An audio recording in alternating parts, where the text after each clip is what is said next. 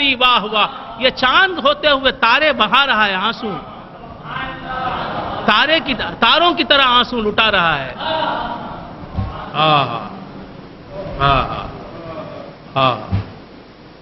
واستغفر اللہ۔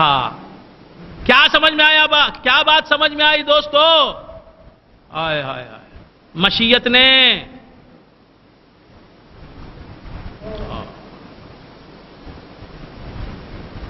یہ صوفی لوگ کچھ تحقیق بات کرتے ہیں۔ سطح پیمائی میں تھے سب ماہی حرف و خیال، سطح پیمائی میں تھے سب ماہی حرف و خیال، میں فقط تنہا شناور تھا کہ زیر آب تھا۔ سب اوپر کی بات کرتے ہیں اور صوفی لوگ ذرا نیچے جا کے بات کرتے ہیں، گہرائی میں چلے جاتے ہیں۔ ہائے ہائے ہائے، امت گناہگار ہے، امت گناہگار ہے۔ امت کو امت گناہگار ہے نہیں ہے؟ اور کوئی نیکوکار بنتا ہے تو بھی اللہ کے حکم سے، کوئی گناہگار بنتا ہے تو بھی قل کل من عند ربک، قل کل من عند اللہ۔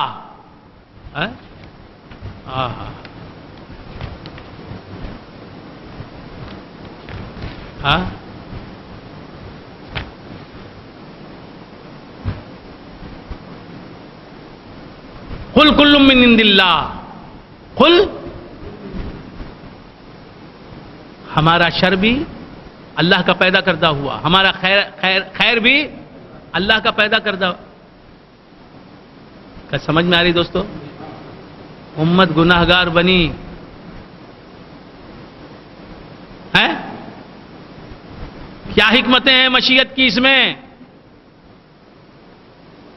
تاکہ نبی اس کی مغفرت کریں، نبی اس کے لیے دعائیں مغفرت کریں، اور اللہ کو ان کی وہ ادا پسند آئے، اور پھر ان کے مانگنے کی وجہ سے، ان کی دعائیں مغفرت کی وجہ سے امت کے گناہ بخشے جائیں۔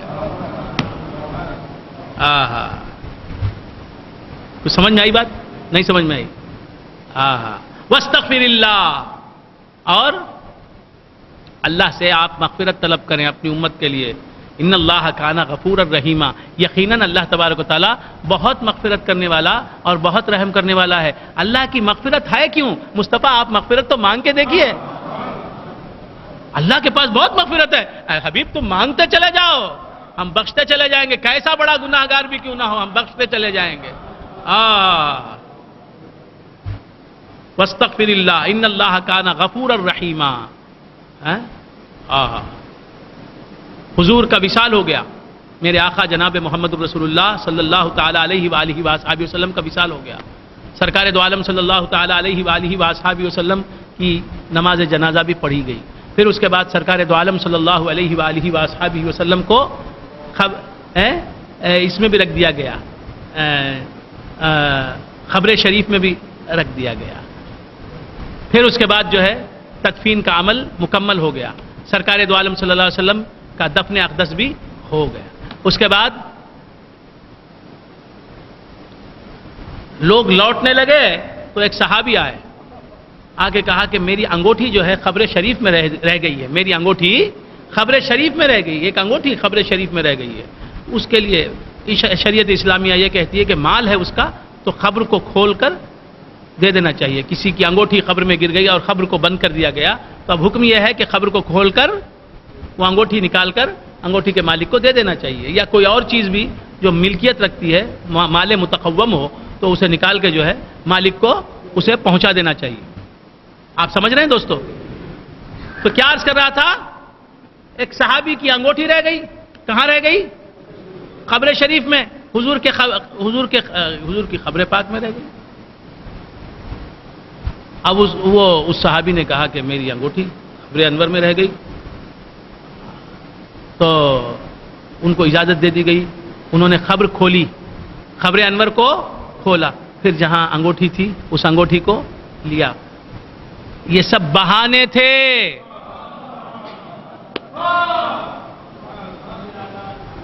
یہ سب بہانے تھے۔ میرے آقا جناب محمد رسول اللہ صلی اللہ علیہ وآلہ وسلم کیا یہ دیوانہ، یہ صحابی، اس نے اپنے کان جو ہیں پہلے نبی کے چہرے کو دیکھا، وصال کے بعد، تدفین کے بعد بھی رسول کو دیکھنے کا بہانہ کیا.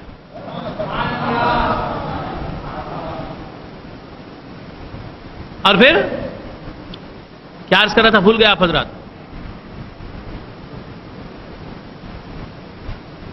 بھول گئے. دیکھا چہرے انور کو تو لب مقدس ہل رہے ہیں، لبہائے مقدس ہل رہے ہیں. حضور کے مقدس ہونٹوں میں حرکت ہے. کان قریب لے گئے تو کیا مرنے والا اس طرح ہونٹ ہلاتا ہے؟ میت کی اس طرح ہونٹ ہلتے ہیں؟ یہ میت کہاں ہے؟ یہ تو یہ جسم زندہ ہے تو ساری کائنات کے جسم زندہ ہیں.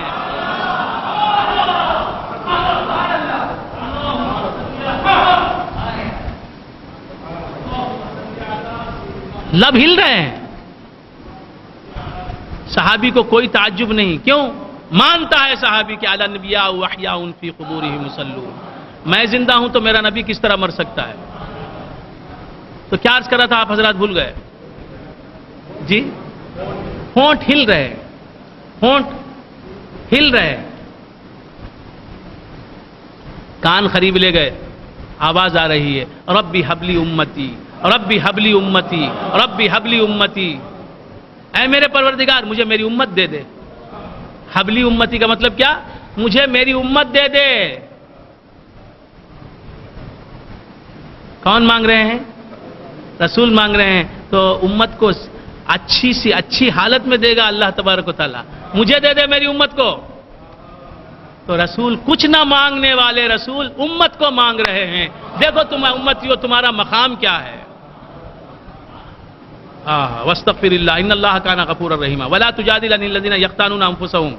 اور تم ان لوگوں کی طرف سے جدال نہ کرو، جھگڑا نہ کرو، بحث و مباحثہ نہ کرو، جو لوگ اپنے نفسوں میں خیانت کرتے ہیں. ان اللہ لا يحب من کان خوانا نثیما.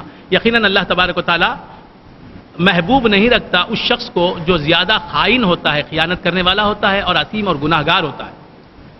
من کان خوانا نثیما، جو زیادہ خیانت کرنے والا گناہگار ہوتا ہے، اللہ تبارک و تعالی اسے محبوب نہیں رکھتا. یستخفون من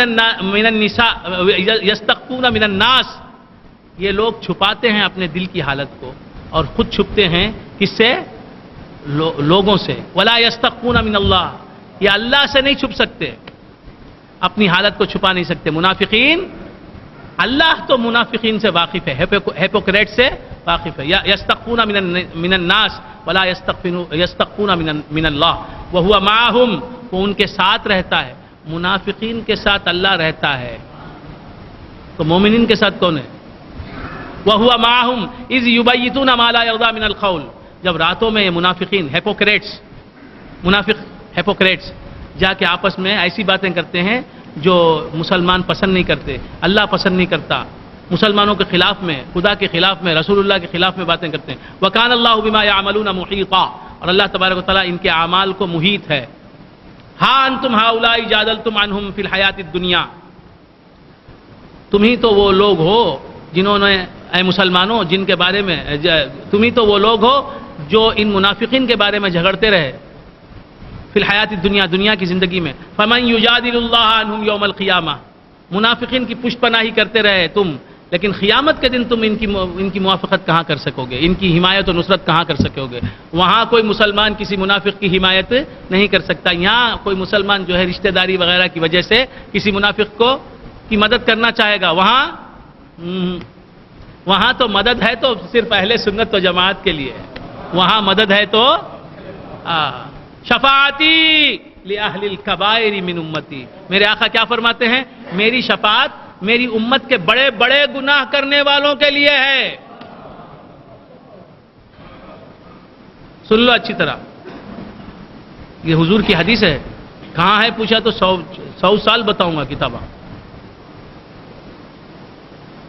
شفاعتی لأہل الکبائر من امتی، میری شفاعت میری امت کے گناہ کبیرہ کرنے والوں کے لیے ہے. اور ایک حدیث میں فرمایا شفاعتی للحالکین من امتی، جو گناہ ایسے تھے جن کے جو ہلاک ہو گئے، بچ نہیں سکتے تھے وہ عذاب خداوندی سے، ایسے گناہگار جو ہلاک ہو گئے گناہ کر کے، ان کے بچنے کا امکان نہیں تھا، میری شفاعت ان کے لیے ہے۔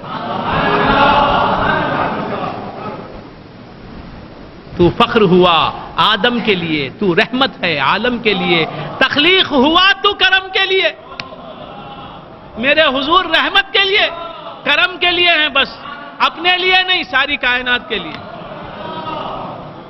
ہیں، سب کے لیے سایہ دامان محمد ہے، سب کے لیے سایہ دامان محمد، کونین ہے پروردہ احسان محمد، کونین ہے پروردہ احسان محمد۔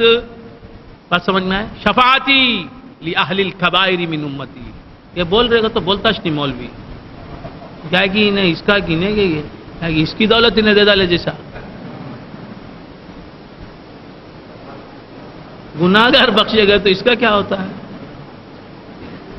ڈاکٹر اقبال کہتے ہیں کوئی یہ پوچھے کہ وائس کا کیا بگڑتا ہے، ڈاکٹر اقبال کہتے ہیں کوئی یہ پوچھے کہ وائس کا کیا بگڑتا ہے، جو بے عمل پہ بھی رحمت وہ بے نیاز کرے، تو حضور فرماتے تو اللہ دے رہا ہے، حضور دے رہے ہیں، وہ ہاؤلا یمنعون، یہ منع کر رہے ہیں، واٹ از دس؟ تو کیا عرض کر رہا تھا، بھول گئے حضرات؟ شفاعتی للحالکین من امتی، یاد رکھو یہ شفاعتی لأہل الکبائر من امتی، ان اللہ کان غفور رحیما۔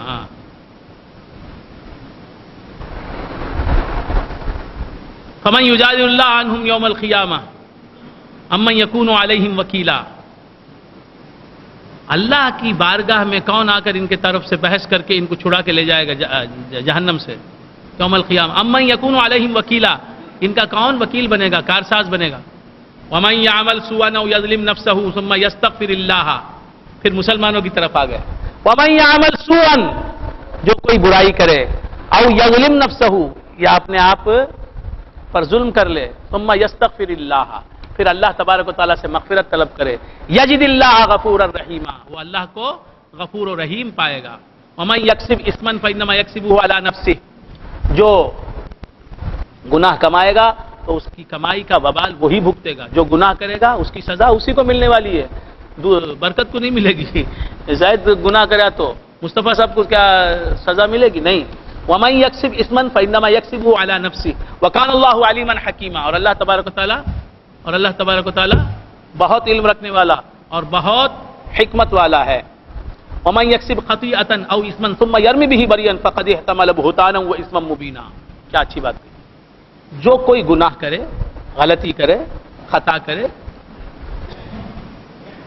ثم یرمی بہ بریا، پھر جو بے قصور ہے اس پر ڈال دے اپنا گناہ، اس پر تھوپ دے، میں نے کوئی گناہ کیا معاذ اللہ مثال کے طور پر، اور کہہ دیا کہ راشد شاہ صاحب نے وہ گناہ کیا، میں نے چوری کی معاذ اللہ مثال کے طور پر، اور میں نے کہہ دیا کہ مصطفیٰ صاحب نے وہ چوری کی معاذ اللہ، تو یہ کتنی بری بات ہے۔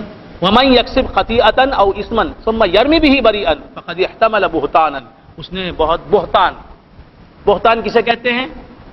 بے قصور کو قصوروار بتانا۔ عینی صاحب نے چوری نہیں کی، کہنا کہ وہ چوری گیا مال وہ اسی نے چرایا، یہ بہتان ہے۔ کیا ہے؟ بہتان ہے۔ فقد احتمل بہتانا واثما مبینا، اور بہتان تراشی کرنا، بے قصور پر قصور تھوپ دینا، یہ جو ہے بہت کھلا ہوا گناہ ہے، ہر انسان مانتا ہے اسے گناہ۔ بات سمجھ میں آئی؟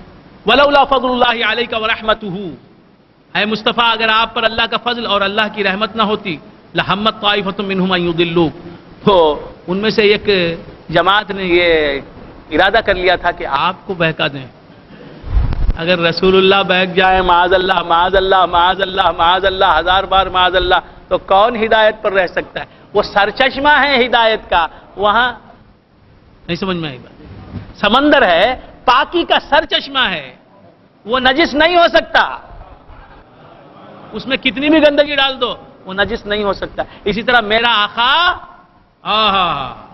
ہدایت کا سرچشمہ ہے. یاد رکھو، یاد رکھو. کیا سن رہے ہو تقریریں، کیا سن رہے ہو تفسیریں؟ رسول اللہ کو جانو، پہچانو رسول اللہ صلی اللہ علیہ وسلم کی عظمتیں جانو، مانو. ہدایت کے ہم محتاج ہیں. ہدایت ملے گی تو ہم راہیاب ہوں گے، مہتدی بنیں گے، ہدایت یافتہ کہلائیں گے. اگر ہدایت نہیں ملے گی تو ہم گمراہ کہلائیں گے. ہدایت یافتہ کہلانے کے لیے ہدایت کے ہم محتاج ہیں. جس طرح بھوک کو مٹانے کے لیے کھانے کے ہم محتاج ہیں، پیاس بجھانے کے لیے پانی کے محتاج ہیں. ہدایت ملی ہمیں، ہم اہل سنت و جماعت ہیں، ماشاءاللہ ہم کو ہدایت ملی اللہ کی طرف سے، لہٰذا ہم مہتدی ہیں، ہدایت یافتہ ہیں، راہ نجات پر ہیں، سواد اعظم میں داخل ہیں. ہم فرقہ ناجیہ ہمارا فرقہ ہے. سمجھ رہے ہیں بات؟ تو ہم ہدایت کے محتاج، ہدایت یافتہ ہونے کے لیے، راہیاب ہونے کے لیے ہم ہدایت کے محتاج، اور ہدایت موجود ہونے کے لیے مصطفیٰ کے نور کی محتاج.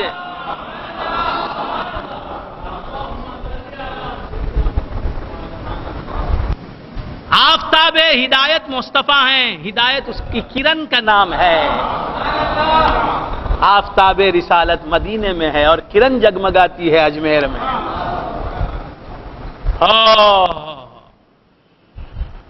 کالشمس فی وسط السماء وضوءه، کالشمس فی وسط السماء وضوءها یغشی البلاد مشارقا ومغاربا. سورج جو ہے بیچ آسمان میں ہے اور اس کی روشنی جو ہے تمام شہروں کو ڈھانپ رہی ہے، اپنے اندر لے رہی ہے، تمام شہروں کو محیط ہے. آفتاب تو چوتھے آسمان پر ہے. کالشمس فی وسط السماء وضوءها یغشی البلاد مشارقا ومغاربا. آفتاب رسالت کی کرنیں جو ہیں، جس طرح آفتاب نصف سما میں ہے، وسط سما میں ہے، بیچ آسمان میں ہے، اور اس کی روشنی جو ہے تمام دنیا کو گھیرے ہوئے ہے، اسی طرح آفتاب رسالت مدینے میں ہے لیکن اس کی روشنی سب کو گھیرے ہوئے ہے. حضور کا جسم انور مدینے میں ہے، ان کی روحانیت سب کو گھیرے ہوئے ہے. حضور کا جسم اقدس مدینے میں ہے، ان کی نورانیت سب کو گھیرے ہوئے ہے. وہ کیسے؟ حضور جسد عنصری کے اعتبار سے، اپنے جسد پاک کے اعتبار سے قبر شریف میں ہیں، اور حضور کی روح جو ہے وہ ہر جگہ موجود، ہر جگہ موجود. اس مسجد میں بھی ہے، آپ کے گھروں میں بھی موجود ہے. حضور کی روح جو ہے وہ محدود نہیں ہے.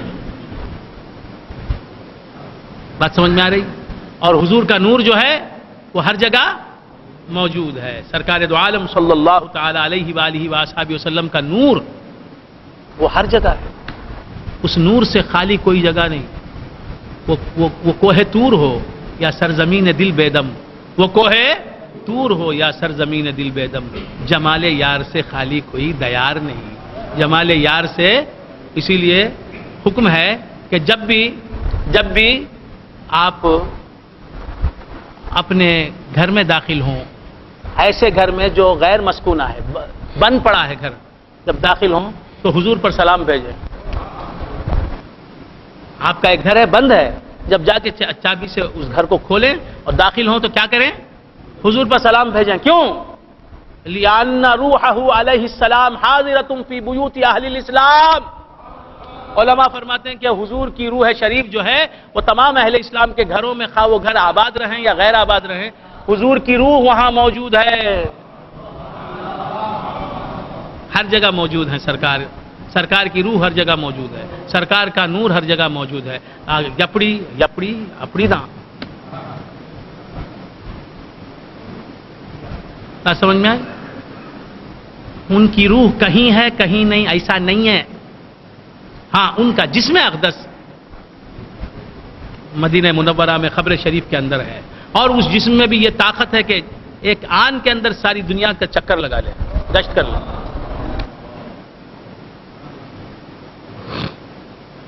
یہ سب تعلیمات اور عقائد ہمارے، یہ آپ کے کانوں میں ڈال دیتا ہوں، سننے والے سن لو. ہاں، تو کیا عرض کر رہا تھا؟ بھول گئے آپ حضرات؟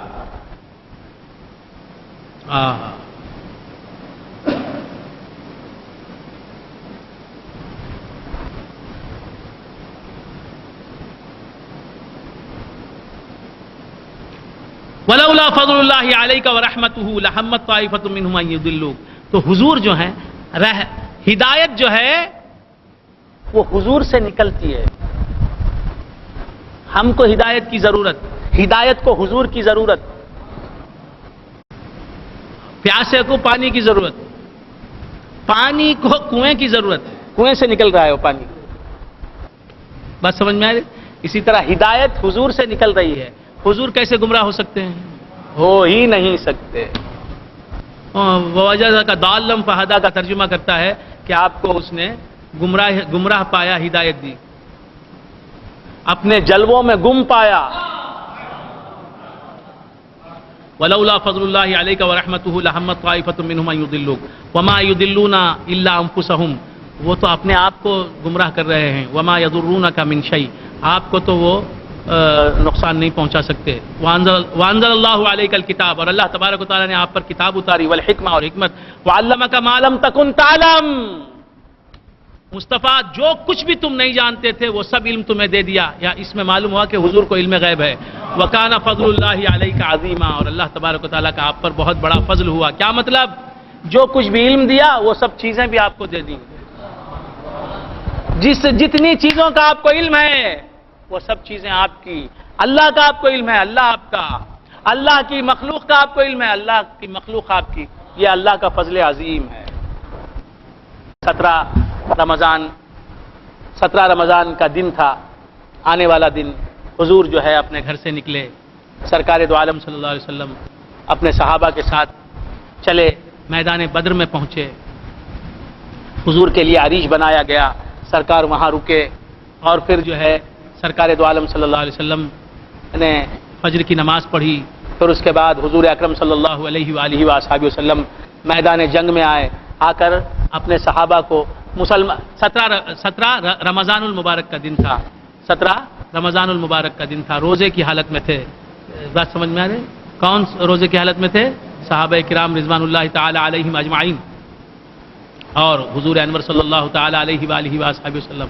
تو کیا عرض کر رہا تھا کہ 17 رمضان المبارک کا دن تھا اور سرکار جو ہے میدان کارزار میں آئے. آ کے بتایا اپنے صحابہ کو کہ فلاں کافر اس جگہ مرے گا، فلاں کافر مر کر اس جگہ گرے گا، فلاں کافر قتل ہو کر اس جگہ گرے گا، فلاں کافر قتل ہو کر اس جگہ گرے گا. صحابہ فرماتے ہیں کہ اس کے بعد ہم نے میدان جنگ کا جائزہ لیا تو حضور نے جس کافر کے تعلق سے فرمایا کہ وہ یہاں گرے گا، اس جگہ سے نہ وہ باہر تھا نہ اندر تھا. یعنی اس جگہ سے باہر بھی نہیں تھا اور بالکل اسی جگہ تھا جہاں میرے آقا نے فرمایا. یہ علم غیب رسول اللہ صلی اللہ علیہ وسلم کی بین اور کھلی دلیل ہے. بات سمجھ میں آ رہی ہے؟ اور پھر سرکار دو عالم صلی اللہ علیہ وسلم نے صحابہ کی صف بندی کی. میمنے میں یہ لوگ ہوں گے، میسرے میں یہ لوگ ہوں گے، خلب میں یہ لوگ ہوں گے، پہلی صف میں یہ لوگ ہوں گے، دوسری صف میں یہ لوگ ہوں گے، تیسری صف میں یہ لوگ ہوں گے. بات سمجھ میں آئے؟ پھر جنگ شروع ہوئی. جب جنگ شروع ہوئی شروع میں کفار کا غلبہ تھا. کفار جو ہے طاقتور نظر آ رہے تھے. ایک ایسا لمحہ آیا کہ ایسا نظر آیا کہ مسلمان پس جائیں گے، مسلمان لٹ جائیں گے، ختم ہو جائیں گے. تو حضور اکرم صلی اللہ علیہ وسلم نے سر سجدے میں رکھا. سر سجدے میں رکھ کر سرکار دو عالم صلی اللہ تعالی علیہ وآلہ وآلہ وسلم نے کہا کہ اللہم ان تہلک هذه العصابۃ اليوم لم تعبد. اے اللہ یہ مٹھی بھر مسلمان اگر آج مر جائیں گے نا تو اس کے بعد تیری کہیں پوجا نہیں ہوگی مولا. یہ ناز ہے، یہ حضور کا ناز ہے. پیار سے بول رہے ہیں اللہ کو، ناز سے بول رہے ہیں. یہ مٹھی بھر میرے غلام اگر مر جائیں گے آج، فنا ہو جائیں گے، لم تعبد بعدو، اس کے بعد تیری عبادت کوئی کرنے والا نہیں رہے گا روئے زمین پر. تو بندگان خدا حضور اکرم صلی اللہ تعالی علیہ وآلہ وسلم مسلسل دعاؤں میں لگے ہوئے تھے اور جنگ کا میدان مبارز طلبی ہوئی. ادھر سے ایک کافر آتا، ادھر سے ایک مسلمان جاتا، ایک کو ایک ختم کرتا. اس طرح سلسلہ چلا. اس کے بعد گھمسان کا رنگ پڑا. ایک کو ایک نہیں، ایک لشکر دوسری لشکر پر ٹوٹ پڑا. مسلمان جنگ بدر میں 313 کی تعداد میں تھے. کتنی تعداد میں تھے؟ 313 کی تعداد میں تھے. کفار جو ہیں 950 کی تعداد میں تھے. بات سمجھ میں آ رہی؟ تو ڈبل سے بھی زیادہ.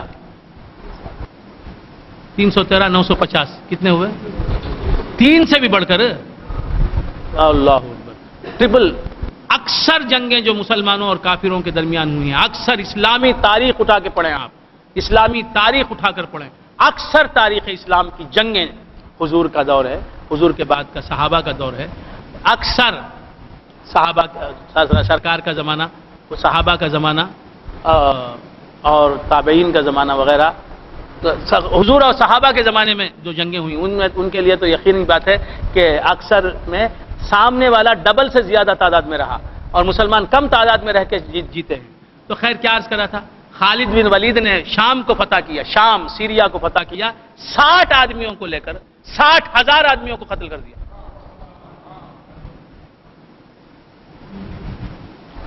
خیر تو کیا عرض کر رہا تھا؟ آپ حضرات بھول گئے.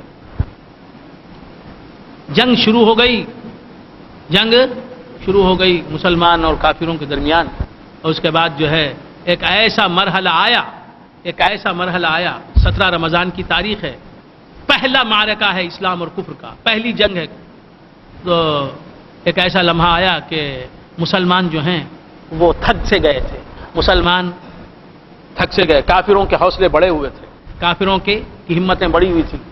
اور سرکار دو عالم صلی اللہ علیہ وسلم نے دیکھا کہ مسلمان کٹ رہے ہیں. مٹھی بھر مٹی میدان کارزار سے لی، مٹھی بھر مٹی میدان کارزار سے اٹھا کر کافروں کے چہروں پر پھینکی اور کہا شاہت الوجوہ، شاہت الوجوہ، یعنی چہرے ہلاک ہو جائیں، برباد ہو جائیں.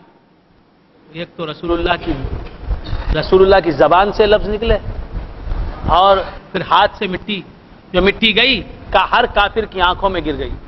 کافر آنکھیں ملنے لگے. حضور نے حکم دیا یلغار کا، مسلمانوں نے یلغار کی تو کافر جو ہے ککڑیوں کی طرح کٹنے لگے. قتل عام شروع کر دیا مسلمانوں نے کفار کا. اس طرح جنگ کو اللہ تبارک و تعالیٰ نے فتح عطا فرمائی. بدر کا میدان اس طرح سر کیا گیا. کچھ سمجھ میں آ رہی ہے بات؟ تو بندگان خدا، اس میدان کارزار میں حضور انور صلی اللہ تعالی علیہ وآلہ وآصحابہ وسلم صفیں درست کر رہے تھے. ہاں صفیں، وہ سر و سجدہ بھی، سر و کف بھی.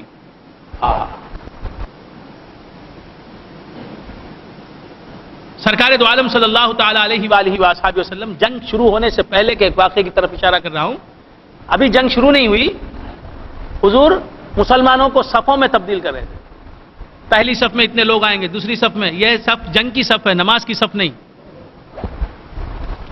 تو صفیں درست ہو رہی تھیں، صفیں درست ہو رہی تھیں، درست کی جا رہی تھیں. تو اتنے میں کیا ہوا دوستو کہ ایک صحابی جن کا نام ہے سواد، سین واو الف دال سواد، ان کا پیٹ جو ہے سب سے ذرا باہر آ گیا تھا، سب سے ذرا باہر آ گیا تھا. سرکار دو عالم صلی اللہ علیہ وآلہ وآصحابہ وسلم کے ہاتھ میں ایک چھڑی تھی.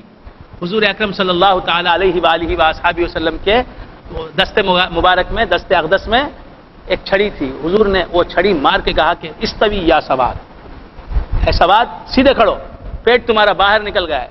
تو وہ برابر کھڑے ہو گئے، صف میں آ گئے. تو جنگ کی صف میں بھی سیدھا کھڑنا ضروری ہے. اب یہاں سب بنتی ہے یوں زگ جیگ روڈ، سب بالکل سیدھی ہونی چاہیے، سب بالکل سیدھی ہونی چاہیے، سب بالکل سیدھی ہونی چاہیے. نماز میں کیسی نمازیں ہو رہی ہیں؟ ایسی ٹیڑھی بنگی صفیں. یہ اللہ کے رسول کو پسند نہیں، اللہ کو پسند نہیں. آپ کوشش کیجئے، خصوصاً میرے نوجوان جس صف میں جا کے کھڑے ہیں ادھر ٹیڑھی بنگی، تو سب کو درخواست کریں وہ سیدھی سر سو صفوفکم فإن تسویۃ الصف من اقامت الصلاۃ. نماز کے لیے صفیں جو ہوں وہ درست ہوں، سیدھے ہوں، بالکل تیر کی طرح، بالکل سیدھی، بالکل. بات سمجھ میں آ رہی ہے؟ کیسے؟ کچھ بھی نہیں، ہر آدمی اپنا انگوٹھا ایک سیدھ میں کر لے، بس انگوٹھے پورے ایک ہی لائن میں آ جائیں، ایک انگوٹھا سامنے ایک انگوٹھا پیچھے نہیں. پاؤں کے انگوٹھے جو ہے نا سب کے ایک ہی سیدھ میں آ جائیں. ایک ہی لائن میں برابر آ جائیں بس، تو آدمی کی صف بھی سیدھی ہو جائے، صف سیدھی۔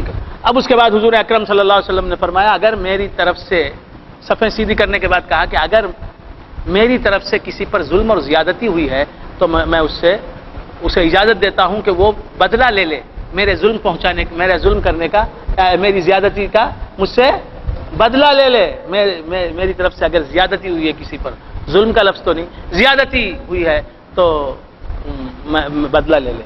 تو حضور نے فرمایا، ایک صحابی تھے وہ آگے بڑھے، کون؟ یہی سوال، ان کو حضور نے لکڑی سے کوچا مارا تھا پیٹ پر، یہ آگے بڑھے، کہا کہ حضور آپ نے مجھے مارا ہے، کہا بدلہ لے لو، کہا کہ جب آپ نے مجھے مارا لکڑی سے، چھڑی سے تو میرا پیٹ جو ہے وہ چھپا ہوا تھا، اب آپ لباس پہنے ہوئے ہیں، تو حضور نے اپنے مبارک شکم سے جبہ اٹھا دیا، سواد آگے بڑھے، صحابہ سمجھ رہے تھے کیا کر رہا، انتقام لے گا رسول سے، بدلہ لے گا، آگے بڑھ کے شکم مبارک سے لپٹ گئے، حضور کے جسم سے لپٹ گئے، لپٹ کے پھر دور ہو گئے۔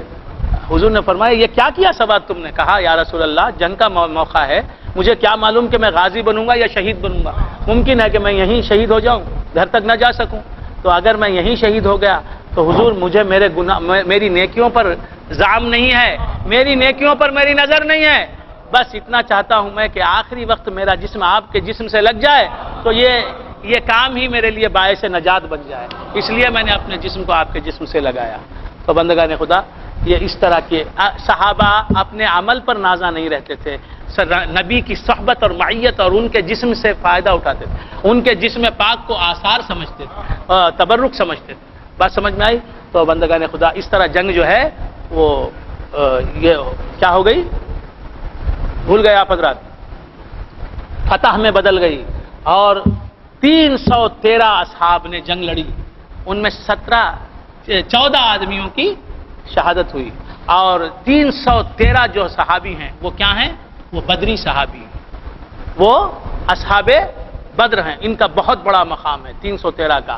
ایک خوشخبری دیتا ہوں، 313 صحابہ کا نام پورے نام پڑھ کر کتابیں ملتی ہیں، ہمارے ٹیمل بولنے والے مسلمانوں کے پاس آپ کو مل جائیں گی، 313 صحابہ جو جنگ بدر میں شامل ہوئے تھے، ان کے نام پڑھ کر اللہ تعالیٰ سے جو بھی آپ دعا کریں گے وہ دعا قبول ہوتی ہے۔ آپ کر کے تو دیکھیں، میں نے آپ کو ایک بہت بڑا دم، بہت بڑا وظیفہ، بہت بڑی تعویذ دے دی، بات سمجھ میں آ رہی؟ تو آج جنگ بدر ہے، ہم سب دعا کرتے ہیں کہ مولا تعالیٰ اس جنگ کے صدقے میں ہمیں جو ہے نفس و شیطان سے جنگ لڑنے کے طریقے سکھا دے، ہمیں جو ہے دونوں جہاں کی ہر سعادت سے مالا مال فرما، ہماری زندگی کو کامیاب زندگی بنا، ہماری زندگی کی ہر پریشانی کو دور فرما، ہماری اولاد کی خوشیاں ہمیں دیکھنا نصیب فرما، ہمیں ہر دکھ ہر تکلیف سے نجات عطا فرما، ہماری بیماریوں کو مبدل بشفا کر دے، ہماری بیماریوں کو زائل فرما دے، ہم کو دونوں جہاں کی ہر سعادت، ہر خوشی اور ہر مسرت سے ہم کنار فرما، ہمیں عزت عطا فرما، جو ہم میں نادار ہیں انہیں تونگر بنا دے، ہمارے شیخ محترم کا سایہ ہمارے سروں پر تا قیامت قائم و دائم رکھ، ہمارا سایہ ہمارے بچوں پر، ہماری اولاد اور احفاد پر تا قیامت قائم و دائم رکھ۔ روزی کی کمی جن کو ہے، جو روزی کے لیے پریشان ہیں، جو روزی کے طلبگار ہیں، ان کو روزی عطا فرما، جو علم کے طلبگار ہیں ان کو علم عطا فرما، جو عمل میں خاسر ہیں ان کو عمل سے خاسر ہیں ان کو عمل کی دولت سے سرفراز فرما، بجاہ سیدنا مولانا غوث الثقلین الغوث الاعظم رضی اللہ تعالی عنہ، ہماری نمازیں، روزے، تراویح قبول فرما، بجاہ سیدنا مولانا غوث الثقلین الغوث الاعظم رضی اللہ تعالی عنہ۔ سبحان ربک رب العزت عما یصفون وسلام علی المرسلین والحمد للہ رب العالمین۔